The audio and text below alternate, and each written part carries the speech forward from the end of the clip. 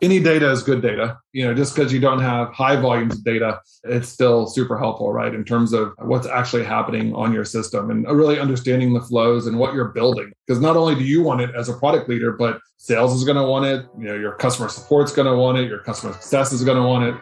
Everybody else is going to want to understand, okay, how's this working? What's working? What's not working? Hey everyone, welcome to another episode of Built by Humans. Today we have Sean Scott, the Chief Product Officer at PagerDuty. PagerDuty has been an absolute superstar in terms of software as a services businesses, helping companies stay on top of their time-critical processes and work. And Sean brings to the table lots of really interesting insights and nuggets of wisdom in today's episode. Some of the things that we talk about are how leaders can manage change and strategy, and frankly, even just the team as the product strategy shifts and evolves, which is something that is, having been a part of it, not easy. So props to you, Sean, for just dropping some knowledge. We also talk about, what does a modern product leader look like? And really just what it means to put user experience at the center of your product strategy. Yeah, I thought meeting with Sean was really interesting, especially because his background coming from Amazon for various years. We were able to really dig in with Sean around when you're able to get exposure to what's an excellent organization, what things do you bring with you and what do you change anew as you join as an executive at a new company like PagerDuty. So I thought that was really interesting. Awesome. Well, let's get into it and hear from Sean. Hey, Sean, how you doing? Doing great. Thanks for having me. It's great to have you. And I think the first thing that I was curious to ask you was, after an illustrious 14 plus years at Amazon, making the move to PagerDuty, that's exciting. I mean, what was the compelling reason there? I imagine over that time period, there's a lot of different companies that wanted you to help them out. And it seemed like PagerDuty was the one that you were able to make moves on. Yeah, absolutely. So grew up a lot of my career, like you mentioned, at Amazon, and I had kind of two dream jobs, one in running the Amazon shopping experience, a large portion of it, for most of my time there. And then the last few years was building a completely new org from the ground. I was the first employee of that group, the Scout delivery robot, so helping deliver packages to customers. And then after about 15 years, was just ready for a change. It's a long time, and especially in this world, given how much is changing. And so I started talking with Jennifer Tejada, our CEO. And the more we talked, the more excited I became about the mission, about how do you really revolutionize operations. So for over a decade, PagerDuty has been really orchestrating time-critical work.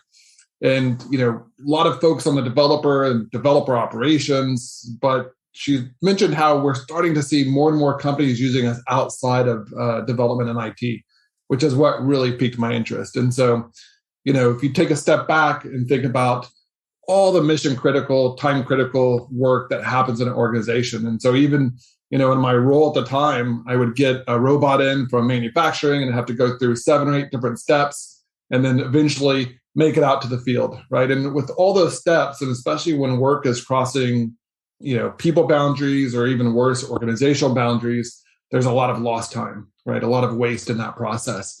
And so most organizations have, across the org, there's this time critical work that's happening. And yet, they're more likely relying on ticketing systems. And at best case, a ticketing system can get you to human speed, and we're working to get you to machine speeds. So how do you really reduce you think about it, if you cut a ticket and it sits there and it's that person that it's going to is on vacation or they're busy, and then maybe they get a little bit of work to it and they assign it to somebody else and it sits there some more.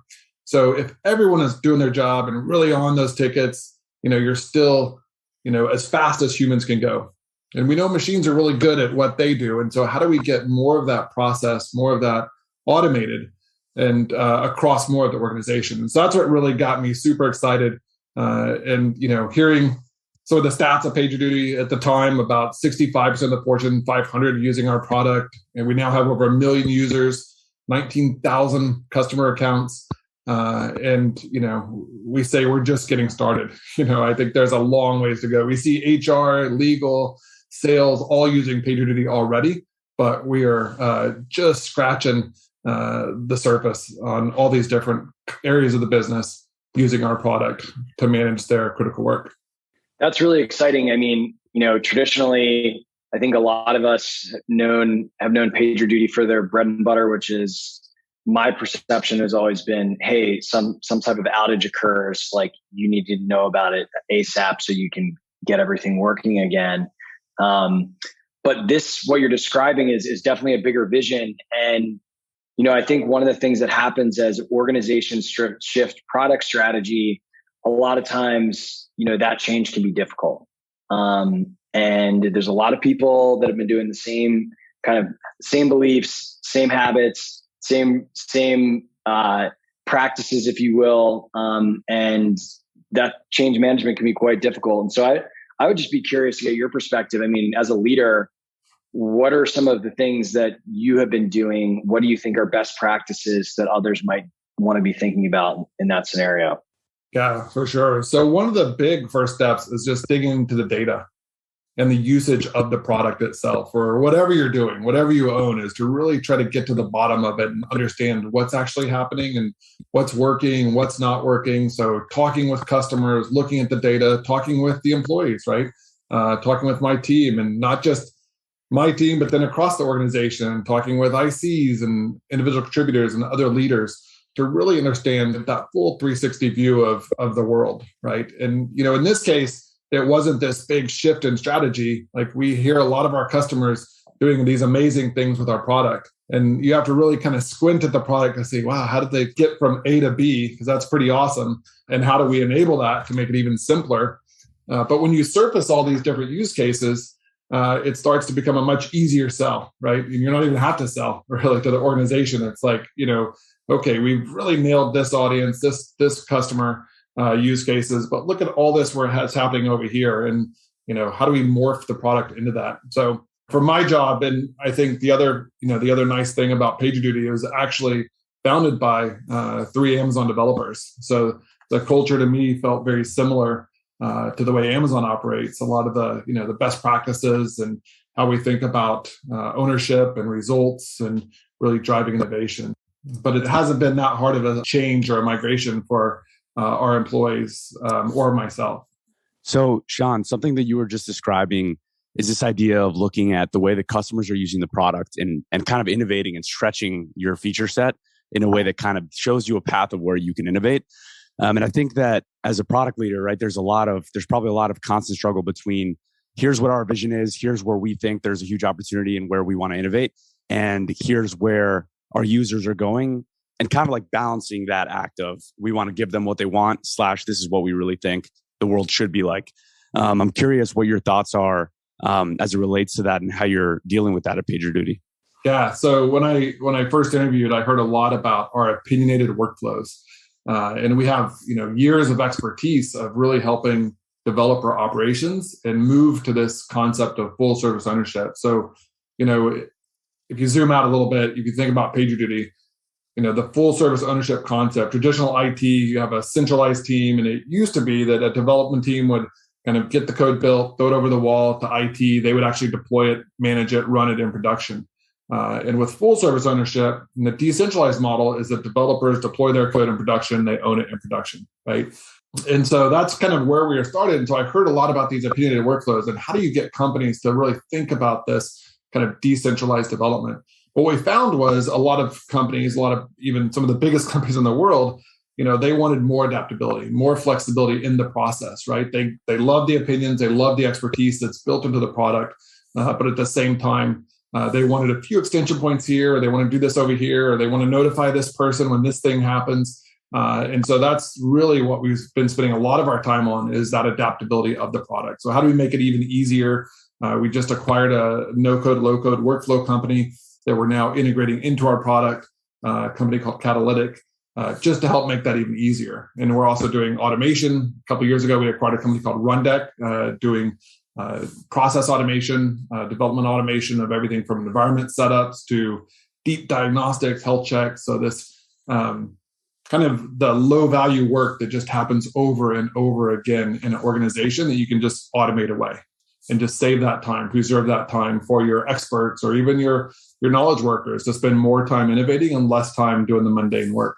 Yeah, that's really interesting. And I mean, it sounds like just the personas which you will be serving with this kind of broader adaptability is going to evolve. I know you mentioned earlier, for example, one of the groups of people that are kind of maybe not your core user, but starting to see it more as someone like salespeople. What implications does that have for just the broader company go-to-market and messaging? Because that's something I've seen, be a challenge in this scenario where all of a sudden you go, hey, like anybody can use this. And now you have a team of people that have been selling and marketing to a group that is not that people. And that can be a huge challenge for the actual success and utilization of these new products. So I would just be interested at like, what role do you think a product leader takes in that? Yeah, it's a big part, and it's a big part of our product-led growth strategy. I think, the blessing and the curse of PagerDuty is that we are, known as the experts in industry for notification and work orchestration. Most people don't know we do AI ops now, or we do automation now. And so that's where the product can really come in and help. So for example, we just launched a new feature in the product to enable trials for our AI ops offering. So this was, if you're not familiar with AI ops, it really helps reduce the noise that's coming in. So we integrate with over 600 different systems, across the enterprise, and all those systems generate event data. We take all that event data in, and we can actually, pull out these signals, like what are the real issues in all these events that we're seeing.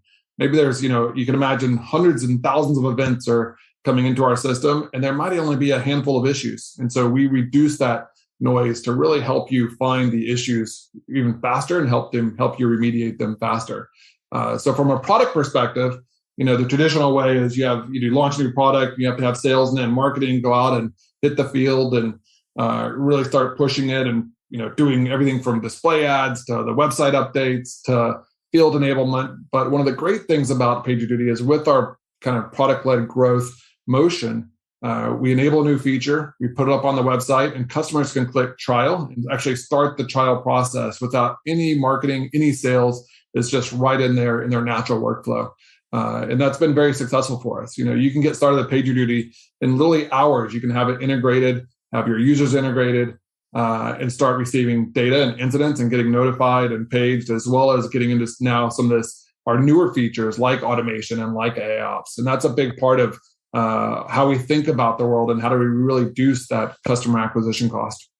Yeah, it makes sense. I mean, it seems like the paradigm for experiencing software is definitely shifting to product-led growth in general. I don't know that many people want to sit through a deck fest anymore when they buy software. They kind of just want to get in there and start doing stuff, which kind of brings me to my next question. And I think there's almost like a evolution of, A, how products are bought and sold, but B, what that means for a product leader and how they think about running their organization. So I would be interested to get your perspective. I mean, what do you think the skills of a modern product leader look like today? Yeah, so data is really paramount. If you think about product-led growth and, coming from spending the last 15 years in consumer, where you don't get to talk and you don't sit down with a lot of customers, you can indirectly through usability research and, different studies like that, but it's very hard to get this really direct feedback. And so the data is paramount. Luckily we have enough customers and, 1 million users, you get a lot of data from that. And you can see what's working or not working. And so then the question is, do you have everything instrumented to really get those insights and those learnings?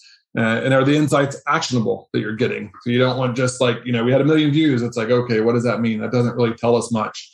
It's, okay, what do they click on? Where do they get stuck? Where are they looping? And maybe in the user experience, how long did it take to get from they started the trial all the way through that first high value action, right? So what are your high value actions? Are they customers? What is the time to high value action? Do we have them all? Does that really enable kind of conversion to paid?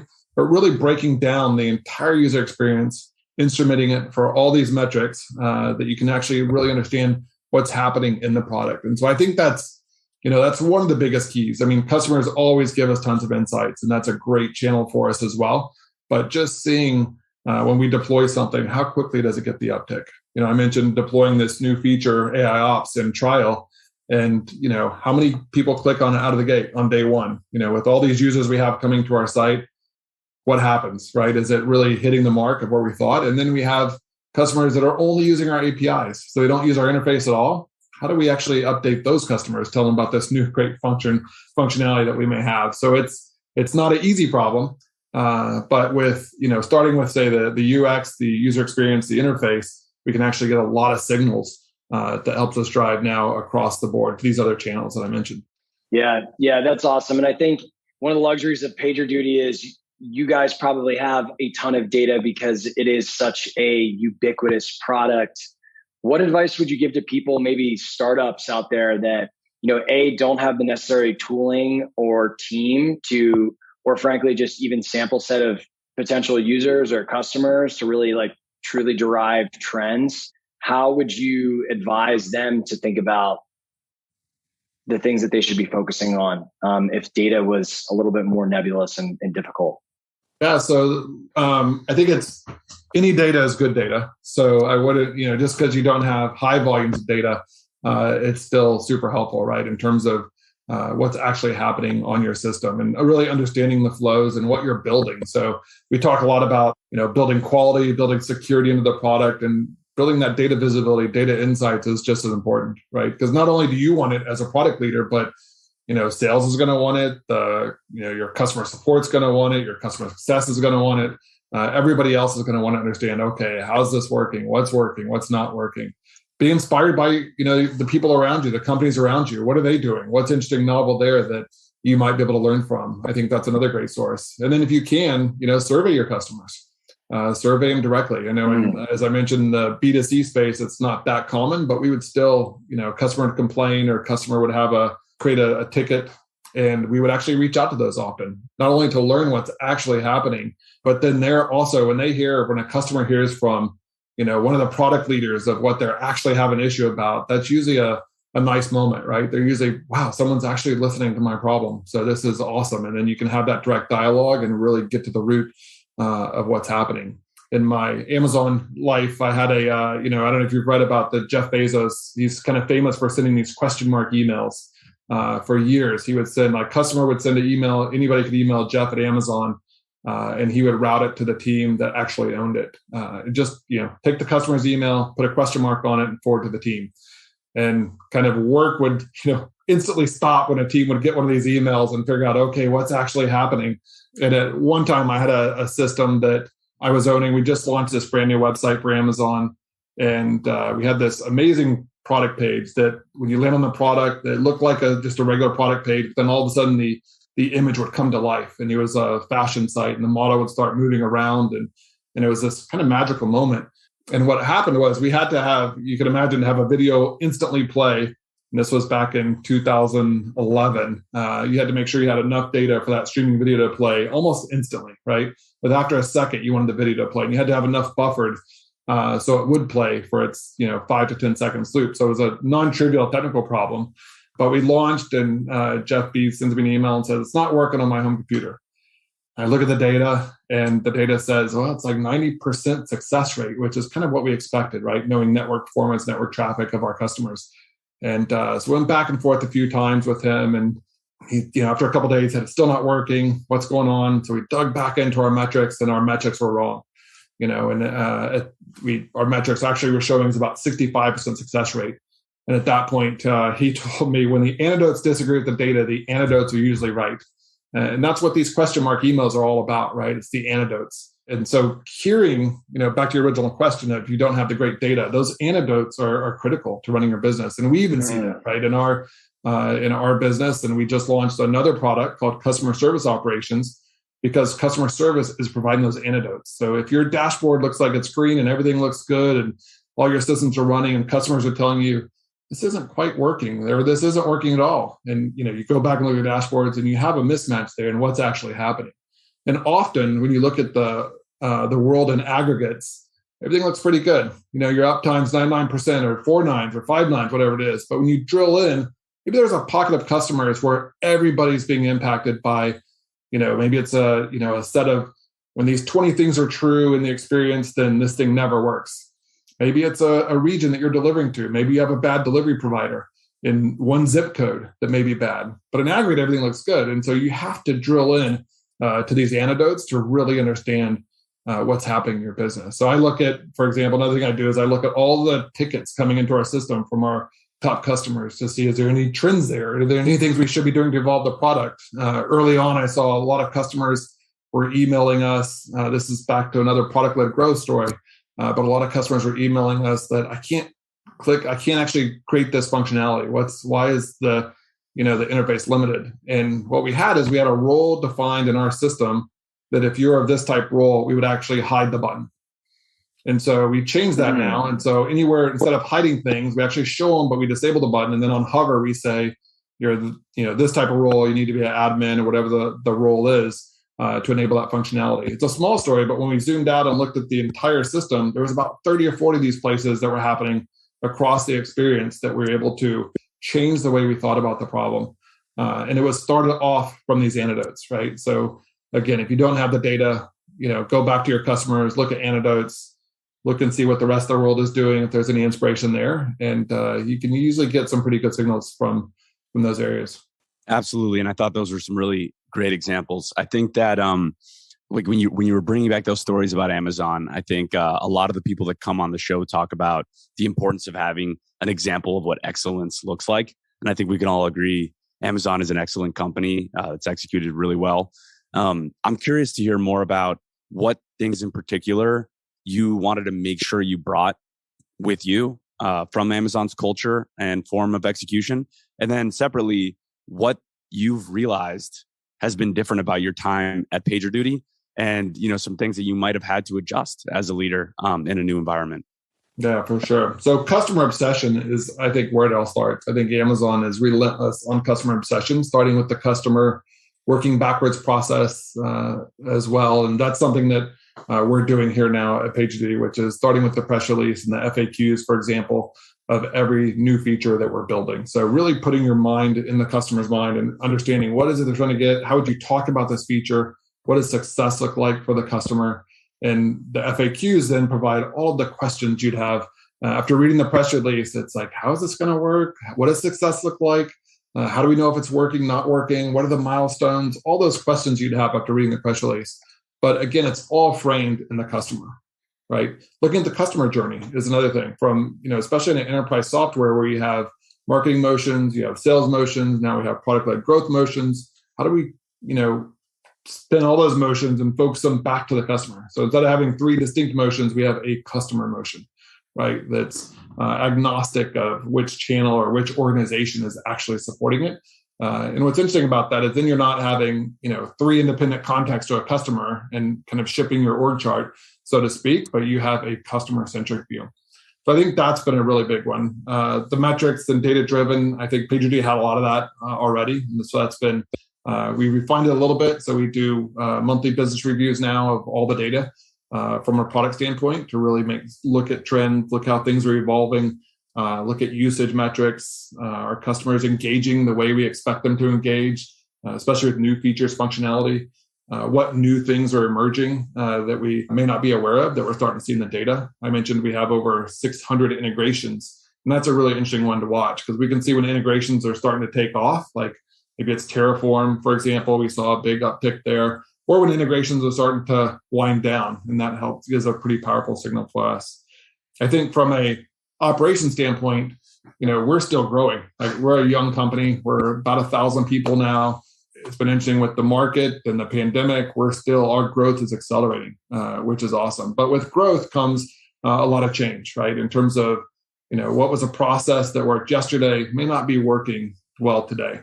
And in past jobs when I started, I had a small team, and then it doubles and doubles and doubles. And about every time it doubles, what worked yesterday doesn't necessarily work well today. Right. And so we see some of that at PagerDuty from, some process are like, oh, we've kind of over-rotated on this process, it's a little heavy versus, wow, we don't have any process here. Let's put some process in place here to make it easier for everybody. Because we're at that point where we're no longer the scrappy little startup, right? When you're supporting, almost 20,000 customers that we have, and they're depending on us day in, day out.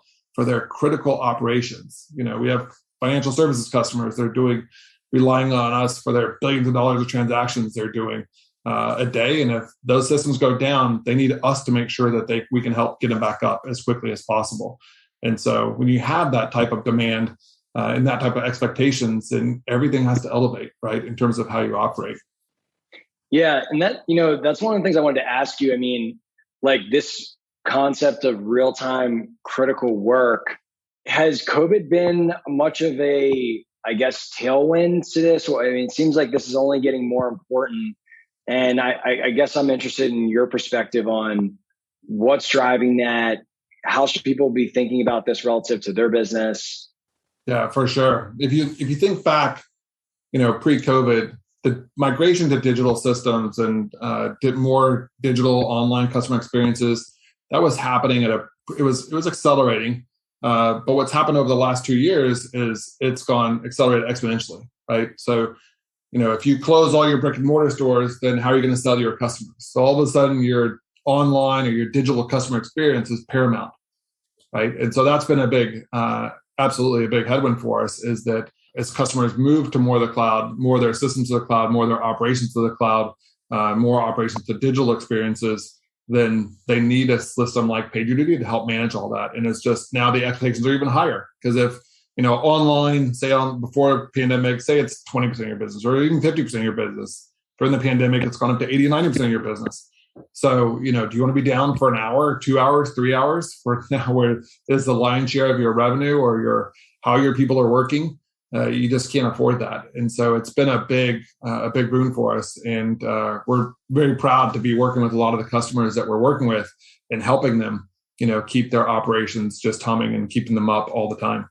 So, Sean, something that I like to ask some people on this show is, as a leader today, what do you think is an example of something about company building that people are not talking about that they should be?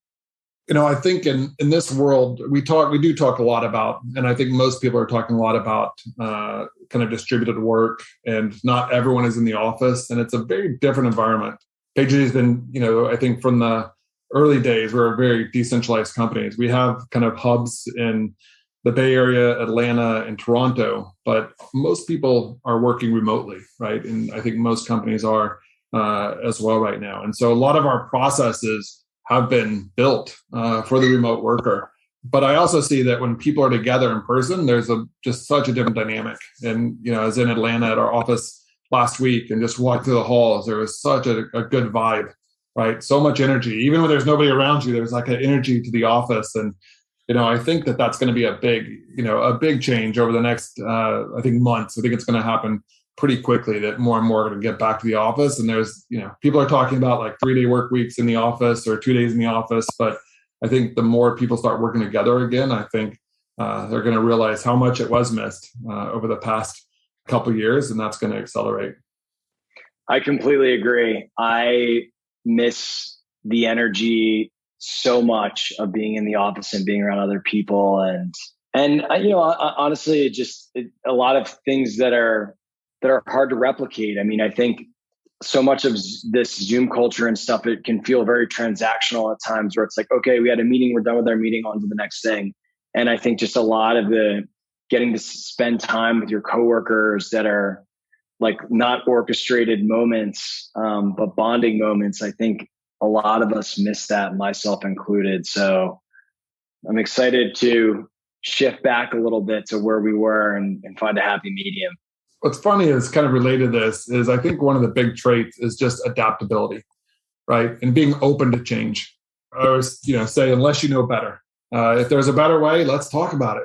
Let's be open to change. Let's not say anything is sacred. Like, we can change anything. There's maybe their brand, or maybe there's a few things that are sacred, but for the most part, we have to be open to change. And so what's interesting about this case is this example is when the pandemic first hit, I was still going to the office fairly regularly because you can't build robots over Zoom. And I'd go in there and the office was empty for the most part. These are big corporate offices in downtown Seattle. And I was thinking, man, this process of driving to the office, sitting in a small office or a cube, and commuting both ways, it seems so archaic and antiquated. After being at home and working on Zoom, and it's like I was it was very energizing to go home and just work in, the comfy clothes and the comfort of your own home and walk over the fridge, get something, come back to your Zoom. But then after a year or two of this, it's like, I want to be back in person. So more travel and more in office. And I got more energy, I think, from that just few days in the office being in Atlanta last week than, I think it would take months of Zoom. And you're right. Those impromptu serendipitous meetings around the water cooler, around the kitchen, or just, somebody, when I was there in Atlanta, somebody sent me a Slack message about, hey, we need to talk to this person to figure out this. And I was able to walk over their desk and in like 2 seconds had an answer that, maybe it's email, maybe it's Slack is the way it's been done now for the last couple of years.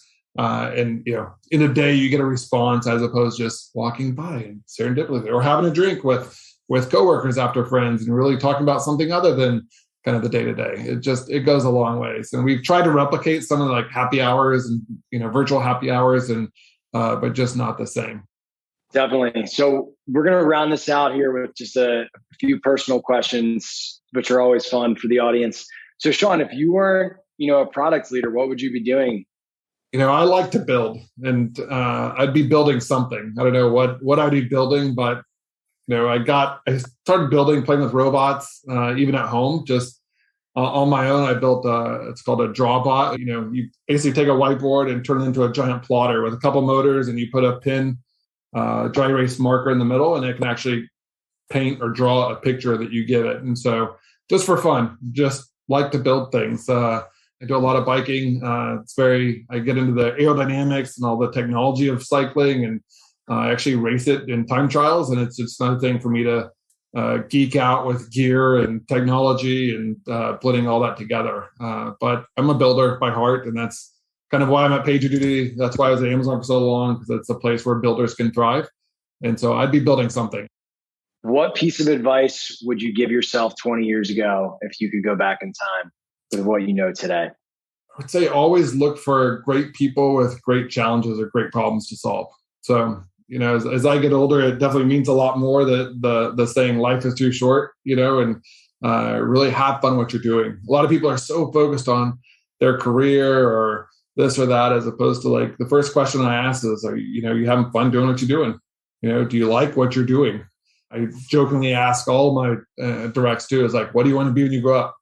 Maybe it's 30, 40-year-old, doesn't really matter. It's just, even me, it's like you ask, like, what would you be doing if you're not doing this? It's like, I don't know, just building something. That's what fills my tank. But I think that people also are a big part of that equation. I've been lucky to work with some really great leaders in my career, and exposure to a lot of amazing leaders in my career as well. And I think finding those great people and great leaders and great problems, great challenges to build. Took the robot, for example, and in 18 months, we had a robot delivering packages. And it was pretty crazy, pretty hard, super hard problem. There's a reason why you look outside and you don't see a lot of robots running around. Robots are hard, but it's a great challenge. And as long as you have the great people around you supporting you, life is good. Yeah, and I think that's great perspective. I think, you can be as successful as you want, but if you're not enjoying it, I think you're kind of missing the point. So that's really awesome. Well, Sean, it's been just a pleasure to have you on the show and to learn from you. And I think so many good messages here for people that are thinking about, being a product-centric organization and being a product-centric leader. And so we're really thankful for you spending some time with us. Well, I really appreciated being here as well. And it was great talking to you both.